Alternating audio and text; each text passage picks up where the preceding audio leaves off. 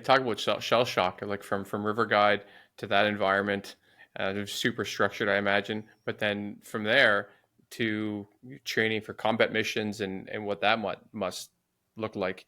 Now, what was the difference between phase two and phase three? Because it said you did several combat operations. Now, is combat operations the same as doing a tour, or is it something specifically different that you'll go in with a targeted purpose to do something and come out? So a combat operation is literally think of when somebody goes on a mission to go fly in and eliminate a target or capture somebody. That's a combat operation. And then deployments are that period of time in which you are forward deployed and placed in a strategic location. So I did.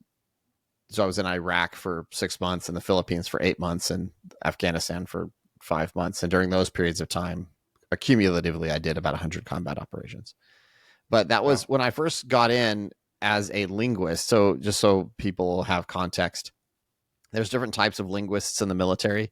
Some linguists only learn to just translate foreign languages, but they have a primary job in addition to that. So, like, for example, if they work on a ship, they may be a quartermaster or a bosun's mate or something that actually works on the ship, but they have a secondary skill because they speak a foreign language, and they are used as like a translator on the ship. But that is not their primary job.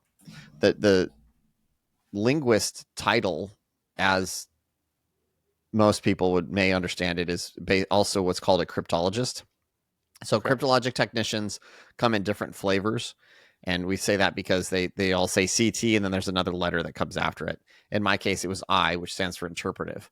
But all cryptologists, even if they learn a foreign language or they learn signals, they all have to understand the basics of radio propagation theory. And because you have to understand radio propagation theory and understand radio frequency transmission and the electromagnetic spectrum, you're now dual hatted. It's just you happen to lean more on your ability to use foreign languages. And so in the beginning, when I first got in the Navy and after I graduated my school and I went to my first duty station, I primarily leaned on that was the language skills that I had, and that was my main job.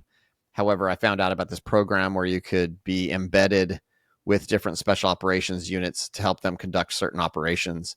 And that was extremely exciting to me. And so I screened for that program and screened positively and was accepted in.